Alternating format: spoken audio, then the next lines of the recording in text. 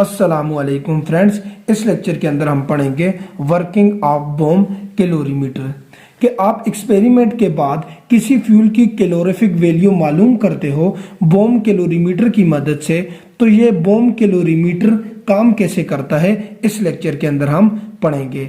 Last lecture के अंदर मैंने बोम कैलोरीमीटर और इसकी कंस्ट्रक्शन डिटेल से एक्सप्लेन की थी। अगर आपने वो वीडियो नहीं देखा तो आप मेरे चैनल पर जाकर फ्री ऑफ कॉस्ट उस वीडियो को देख सकते हो। तो let's start from working of bomb calorimeter.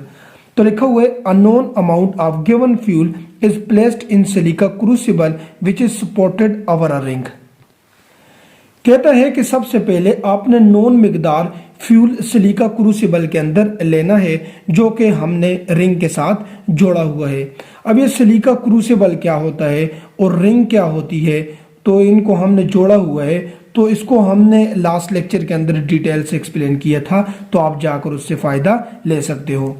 आगे लिखा हुआ है a fine magnesium wire stretch across the two electrodes touching the fuel sample कि एक पतली सी तार मैग्नीशियम की हमने खींच कर लगाई हुई है जो कि दोनों इलेक्ट्रोड्स को आपस में जोड़ रही है और साथ ही साथ ये मैग्नीशियम वायर फ्यूल के सैंपल को भी टच कर रही है। The bomb lid is tightly screwed and oxygen supplied forced into the bomb until the pressure inside the bomb reaches to 25 to 30 atmosphere. In lines में कहता है बॉम्ब का ढक्कन हमने मजबूती से सील किया हुआ है लेड के साथ और इस बॉम्ब के अंदर हम ऑक्सीजन सप्लाइड करेंगे फोर्स के साथ उस वक्त तक जब तक बॉम्ब के अंदर का प्रेशर 25 से 30 एटमॉस्फेयर नहीं हो जाता। आगे लिखता है initial temperature of water noted in copper calorimeter by Beckmann's thermometer after thoroughly stirring with the help of electrical stirrer. के शुरू में वाटर का टेम्परेचर नोट करना है कॉपर कैलोरीमीटर के अंदर बेकमैन्स थर्मोमीटर की मदद से स्टिरिंग करने के बाद इलेक्ट्रिक स्टिरर से।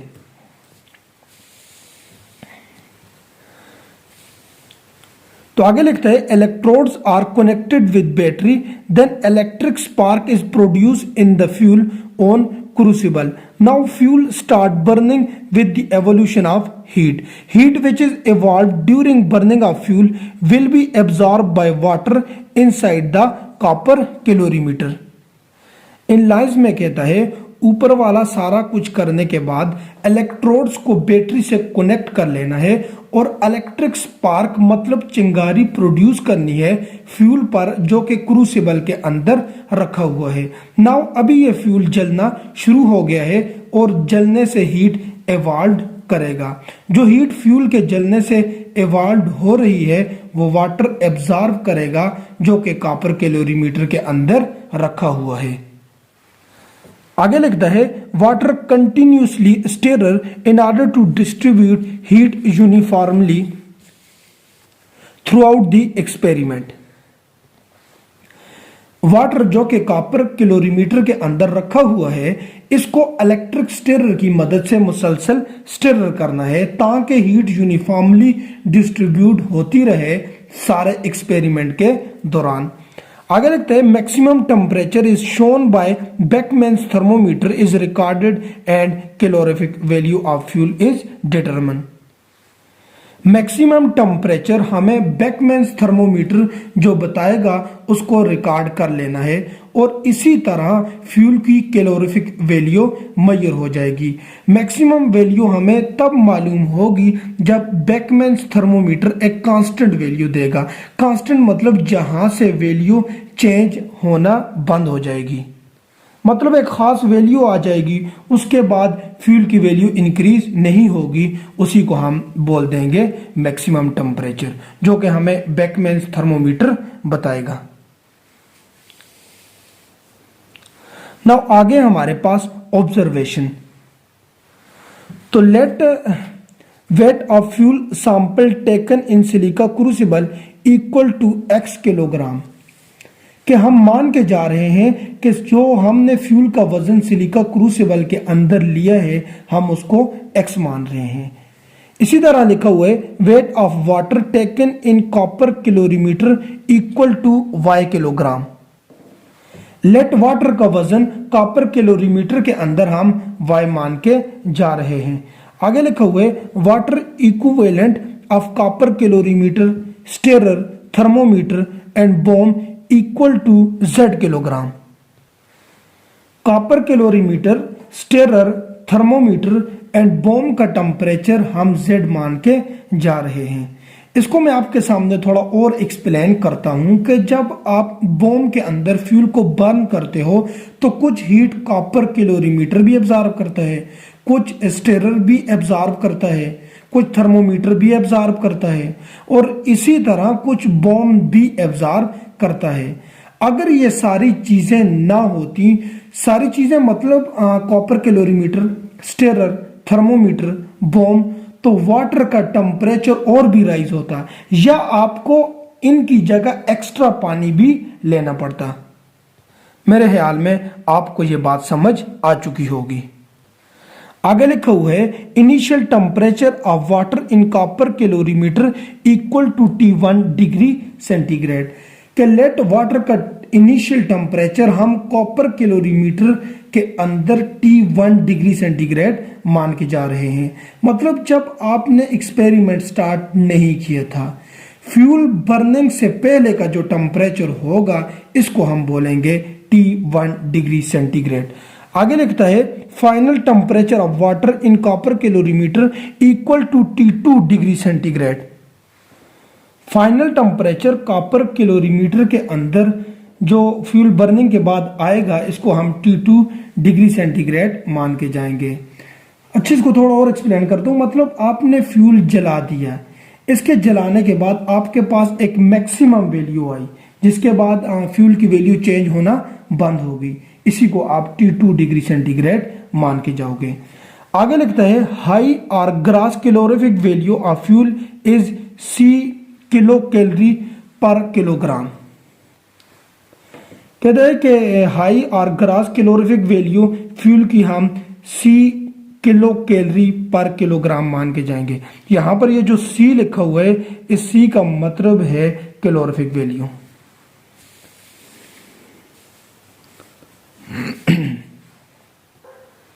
तो कैलकुलेशन कैसे करेंगे इसको देखते हैं। कह रहा है कि heat gained by water in copper calorimeter equal to Y bracket T2 degree centigrade minus T1 degree centigrade kilo calorie.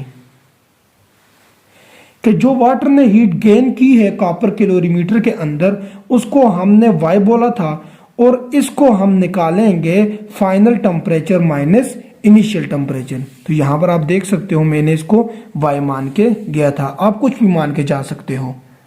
Initial temperature का मतलब होता है फ्यूल बर्निंग से पहले और फाइनल टेम्परेचर का मतलब होता है फ्यूल बर्निंग के बाद। तो आगे लिखता है heat gained by water equivalent. Equivalent कौन कौन से? Copper calorimeter stirrer thermometer equal to Z और इसको निकालेंगे T2 minus T1 degree centigrade kilo calorie. क्योंकि जो heat copper calorimeter stirrer thermometer और बॉम ने एब्जॉर्ब की थी उसको हम Z मान के जा रहे थे और इसको भी हम निकालेंगे final temperature minus initial temperature. आगे लिखता है total heat gain equal to Y into T2 minus T1 degree centigrade plus Z into T2 minus T1 degree centigrade kilo calorie. तो टोटल हीट इक्वल होगी जितना कॉपर कैलोरीमीटर के अंदर water का temperature का डिफरेंस आया है यानी T2 minus T1 degree centigrade और जितना वाटर प्लस जितना वाटर इक्विवेलेंट का टेम्परेचर डिफरेंस आया है इसको भी हम निकालेंगे T2 minus T1 degree centigrade. तो सिंपली हम कुछ ऐसे बोल सकते हैं टोटल हीट हमारे पास इक्वल होगी जितना कॉपर कैलोरीमीटर के अंदर टेम्परेचर का राइज आया है प्लस जितनी heat copper calorimeter stirrer thermometer और बॉम ने एब्जॉर्ब की है। आई होप आपको ये बातें समझ आ रही होंगी। तो आप यहां पर देख सकते हो T2 minus T1 degree centigrade यहाँ पर कॉमन है, तो हम इसको ले लेते हैं कॉमन। तो ये इक्वेशन 1 क्या बन जाएगी, total heat gain equal to T2 minus T1 degree centigrade हमने कॉमन ले लिया इंटू वाई प्लस जेड, इसको हमने इक्वेशन 2 बोल दिया। तो आगे लिखा हुआ है heat liberated by fuel equal to mass of fuel multiply by calorific value. अच्छा, इसको मैं आपके सामने एक एग्जांपल से भी एक्सप्लेन कर लेता हूं कि आपने सबसे पहले ऐसा करना है, 1 किलो फ्यूल जलाकर उसकी कैलोरीफिक वैल्यू मालूम कर लेनी है। फिर आपके पास फ्यूल का जितना भी मास होगा तो आप उसकी कैलोरीफिक वैल्यू मालूम कर सकते हो। फॉर एग्जांपल लेट आपने 1 किलो फ्यूल जलाया बॉम्ब कैलोरीमीटर के अंदर और उसकी कैलोरीफिक वैल्यू 100 आ गई, लेट हमने किया हुआ है। तो अब आप क्या करोगे कि फ्यूल आपने कितना लिया 1 kilogram multiply by calorific value कितनी है 100, तो 1 मल्टीप्लाई बाय 100 कितना हो जाएगा 100। इसी तरह आप अभी जितना भी फ्यूल हो उसके लिए मालूम कर सकते हो। लेट्स यहाँ पर अगर आप 2 के लिए करना चाहते हो तो 2 मल्टीप्लाई बाय 100 200। लेट आप अगर 10 के लिए करना चाहते हो तो 10 मल्टीप्लाई बाय 100 1000 हो जाएगा। तो आप इसी तरह जितना भी आप करना चाहते हो आप कर सकते हो। आगे लिखता है heat liberated by fuel equal to, तो हमने मास ऑफ फ्यूल को ऊपर लेट करके x मान के गए थे, तो मैंने मास ऑफ फ्यूल की जगह x लिख दिया। इसी तरह आपने ऊपर कैलोरीफिक वैल्यू को हमने c मान के गए थे, तो आपने मल्टीप्लाई इसकी जगह c लिख लिया इनटू आगे यूनिट है kilo calorie per kilogram. Now heat liberated by fuel equal to heat gained by water plus calorimeter. अब जो आपके पास total liberated heat by fuel होगी वो बराबर होगी जितना टेम्परेचर का राइज आया है कॉपर कैलोरीमीटर के अंदर वाटर का, प्लस जितनी हीट एब्जॉर्ब की है कॉपर कैलोरीमीटर ने, स्टेरर ने, थर्मोमीटर ने और बॉम ने।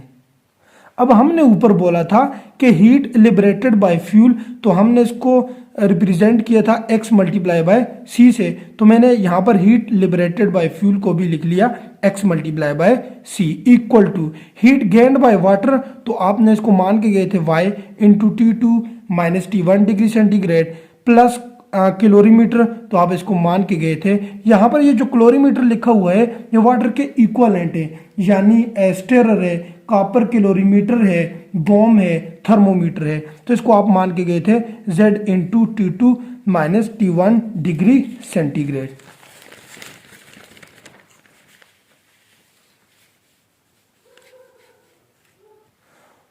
तो फ्रेंड्स आपने क्या करना है कि T2 minus T1 degree centigrade उसी तरह से कॉमन ले लेना है, तो आपके पास इक्वेशन यही बन के आ जाएगी। Here calorie C is the gross calorific value, so equation 2 becomes, तो देखो यहाँ पर ये जो C है ये ग्रास कैलोरीफिक वैल्यू है, इसको मैं इधर ही रखता हूँ, तो ये सारी इक्वेशन यहाँ पर ही होगी। x यहाँ पर मल्टीप्लाई हो रहा है, उस तरफ जाकर डिवाइड हो जाएगा, तो ये जो इसको हमने बोल दी इक्वेशन 3, ये इक्वेशन 3 को हम इस्तेमाल करके ग्रास कैलोरीफिक वैल्यू को मालूम कर सकते हैं, यही फार्मूला है। आगे लिखता है कि from gross calorific value net calorific value और low calorific value is determined by the formula, कि हम ग्रास कैलोरीफिक वैल्यू की मदद से लो कैलोरीफिक वैल्यू भी मालूम कर सकते हैं। तो कैसे कर सकते हैं, तो ये मैंने आपके सामने नीचे लिखा हुआ है। लिखता है कि net calorific value equal to gross calorific value minus latent heat of water vapour formed. तो फ्रेंड्स ये फार्मूला कैसे आया, तो इसको मैंने कैलोरीफिक वैल्यू वाले टॉपिक में बहुत डिटेल से एक्सप्लेन किया हुआ है, तो आप जाकर विजिट करके इसको देख सकते हो। चलो इसको थोड़ा सा मैं आपके सामने एक्सप्लेन करता हूँ। नेट कैलोरीफिक वैल्यू तब आती है जब आप एक फ्यूल को जलाओ ओपन कंटेनर में। सिंपली हम ये कह सकते हैं कि वाटर वेपर से जो हीट होगी, क्योंकि वो तो एवोपरेट हो जाएगी एटमॉस्फेयर में, इसीलिए हम उसको फार्मूले से निकाल देंगे। आई होप आपको ये बात समझ आ चुकी होगी। आगे लिखते हैं since 1 part by weight hydrogen gives 9 part by weight water, so equation 4 becomes. हमारे पास जो वाटर के मॉलिक्यूल का वेट होता है वो 2 होता है। इसी तरह हमारे पास जो वाटर का मॉलिक्यूल होता है उसका वेट 18 होता है। तो हमने क्योंकि 1 की निकालनी है, 1 पार्ट बाय वेट हाइड्रोजन, तो यहाँ पर हमने दोनों तरफें 2 से डिवाइड कर लेना है। तो जब हम 2 से डिवाइड करेंगे तो यहाँ पर 1 आ जाएगा और यहाँ पर 9 आ जाएगा। तो यही इस बात का मतलब है। तो इसको आगे प्रोसीड करते हैं। तो कहते हैं कि net calorific value equal to gross calorific value minus weight of hydrogen multiply by 9 multiply by latent heat of steam form. तो फ्रेंड्स सिंपल सी बात है कि ग्रास कैलोरीफिक वैल्यू में से वाटर का जो भी पार्ट आता है उसको रिमूव कर दो। तो इसको मैंने डिटेल से कैलोरीफिक वैल्यू वाले टॉपिक में एक्सप्लेन किए हुए, तो आप वहां पर जाकर अगर इसको समझना चाहते हो तो आपको इंशाल्लाह बहुत अच्छे से समझ आएगी। तो आगे लिखा हुआ है net calorific value equal to gross calorific value minus weight of hydrogen multiply by 9 multiply by जो लेटेंट हीट ऑफ स्टीम होती है वो 587 किलो कैलोरी जब आप वाटर को किलोग्राम में लोगे। तो आगे लिखते हैं in term of percentage we write percentage in equation 5 instead of weight. कि अगर आपने परसेंटेज मालूम करनी है तो आपने जस्ट क्या करना है, जहां पर वेट है वहां पर परसेंटेज लगा लेनी है। जैसे मैंने यहां पर लिखा हुआ है net calorific value equal to gross calorific value, तो यहां पर क्योंकि वेट था तो वेट की जगह हमने जस्ट परसेंटेज लगा लेनी है, बाकी इक्वेशन सेम है। करें कि नाउ इन ऑर्डर टू अमिट परसेंटेज इक्वेशन 6 में बी रिटन एज। अगर आप इस इक्वेशन से परसेंटेज हटाना चाहते हो तो इस इक्वेशन को कैसे लिखोगे, तो लिखा हुआ है net calorific value equal to gross calorific value minus hydrogen multiply by 9। तो ये हाइड्रोजन मल्टीप्लाई 9 तो यही है, डिवाइडेड बाय 100। डिवाइडेड बाय 100 क्यों लिखा है कि इस परसेंटेज को हमने इस इक्वेशन से अमिट करना है। तो डिवाइडेड बाय 100 क्यों लिखा है, तो आपको पता है परसेंटेज का मतलब होता है out of 100 multiply by 587 kilo calorie per kilogram. तो आखिर में आप क्या करोगे, 9 को 100 पर डिवाइड कर लोगे तो आपके पास क्या आ जाएगा, net calorific value equal to gross calorific value, जिसको मैंने यहाँ पर सी से रिप्रेजेंट कर लिया है, माइनस। तो जब आप 9 को 100 पर डिवाइड करोगे तो इसका आंसर आ जाएगा 0.09 हाइड्रोजन, ये वाला इसी तरह आ गया, multiply by 587 kilo calorie per kilogram. तो आई होप आपको ये होल लेक्चर अच्छा लगा होगा। Thanks for watching. Allah Hafiz.